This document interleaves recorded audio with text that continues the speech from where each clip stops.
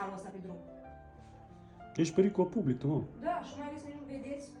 Nici nu știu dacă vă mai renovează acum, dacă vă mai face de Când îți scade permis?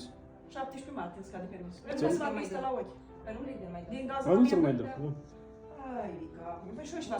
Dar dă-mi tu dacă ai și de fapt ți dau înapoi. Na, nu. Hai, mă, Da, dați-mi. asta m-a ajuns să plătesc amenzile lui soacră mea. Ți dau înapoi. Da, doamne, nu-i dau. Da, nu dai, și zgârșită, mă, ești. N-am văzut așa zgârșită să fii. Eu dacă am îți dau și inima din mine, tu nu dai nimic. Doamna, vrei să-mi dai și mie un ban? Acum n-am. De fiecare dată același lucru. Hai, dar n-am, că dacă aș avea, ți-aș da mai fată. Mă, Cea mai tu zgârcită, ți-i cea mai zgârcită Acum, soacră. dau. Hai, Dacă zgârșită, ți-am eu zgârșit. Dacă toată lumea zgârșit ca mine. Doamne, să-ți bagi. Chestia cum așa, știi, nu dacă mă plătești. Că Așa. e ideea penală. E penal asta? Da.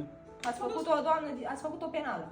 Sigur nu e dat la vrecineva mă N-am dat-o, bre. Ai înseamnă că tu ai drept cu 135 atunci. Dar nu e mai secundar cu 135, ești culme. Pontina ai mai dat când am văzut liber, dar aici nu dau. Păi înseamnă că vă luat din mers cu pistolul. Îl dracu de episod. Păi hai să...